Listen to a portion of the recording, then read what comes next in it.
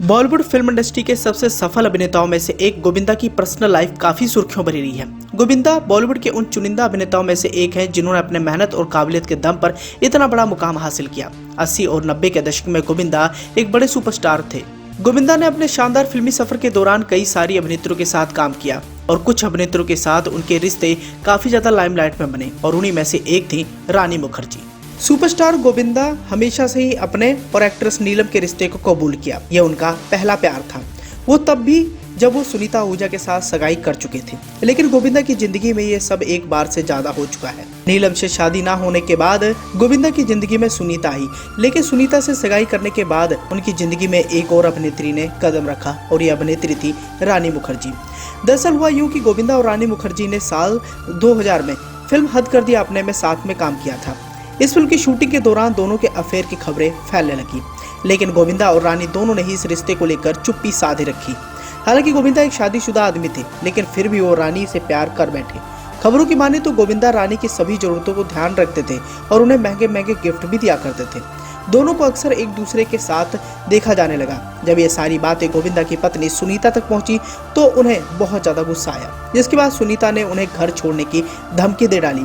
सुनीता की धमकी के बाद गोविंदा ने रानी से दूरी बना ली और इस तरह बॉलीवुड की एक और प्रेम कहानी अधूरी रह गई। लेकिन यहाँ हम आपको इस बात की जानकारी देना चाहेंगे, जब गोविंदा रानी के प्यार में पागल थे तो उन्हें सुनीता की सौतन बनाना चाहते थे। गोविंदा इतनी आसानी से रानी मुखर्जी को छोड़ने वाले नहीं थे और रानी मुखर्जी भी गोविंदा के प्रति बहुत ज्यादा लगाव रखती थी। गोविंदा ये भली भांति जानते थे कि अगर इस मामले को मैं जल्दी नहीं सुलझाया तो मेरा परिवार खराब हो जाएगा और वो सुनीता के गुस्से से वाकिफ थे। बार बार मना करने के बाद सुनीता की बातें जब गोविंदा ने नहीं मानी और उन्होंने रानी मुखर्जी से दूरियां नहीं बनाई तो एक दिन सुनीता ने गुस्से में आकर कुछ शर्तें रख डाली और वो शर्तें थीं गोविंदा की दूसरी पत्नी बनने वाली रानी मुखर्जी के प्रति। गोविंदा की पत्नी सुनीता आहूजा ने ये शर्त रखते हुए कहा कि मेरे दोनों बच्चे मेरे साथ ही रहेंगे, साथ ही वर्सोवा का फ्लैट भी मेरे नाम होगा। बताया तो ये भी जाता है इसके अलावा सुनीता आहूजा ने कुछ पैसों की डिमांड भी रखी थी। गोविंदा सब कुछ करने के लिए तैयार थे, लेकिन बच्चों से दूरी वो नहीं बना सकते थे। गोविंदा अपने बच्चों से बहुत ज्यादा प्यार करते थे और इसकी वजह से गोविंदा ने रानी मुखर्जी को छोड़ना ही बेहतर समझा। बताया जाता है कि अगर उस दौरान गोविंदा की पत्नी सुनीता आहूजा ने ये शर्तें नहीं रखी होती तो शायद गोविंदा अपना बसा बसाया घर तोड़ लेते। हालांकि हम आपको इस बात की भी जानकारी देना चाहेंगे कि गोविंदा ने एक अपने पुराने इंटरव्यू में अपने पहले प्यार के बारे में भी बातचीत करते हुए कई सारे दिलचस्प खुलासे किए थे।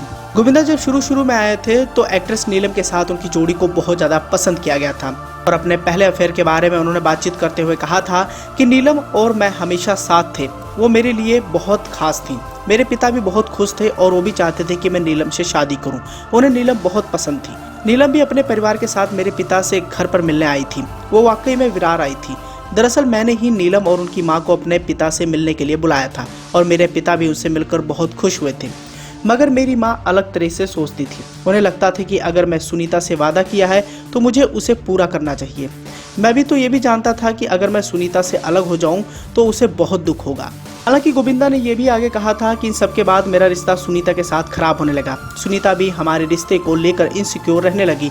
मैं कुछ भी नहीं कर पा रहा था। सुनीता मुझे अक्सर गुस्सा दिलाती थी, जिसकी वजह से मैं अपना आपा खो बैठता था। हम दोनों अक्सर लड़ाई करते रहते थे। एक बार लड़ाई में मैंने सुनीता से सगाई तक तोड़ ली थी।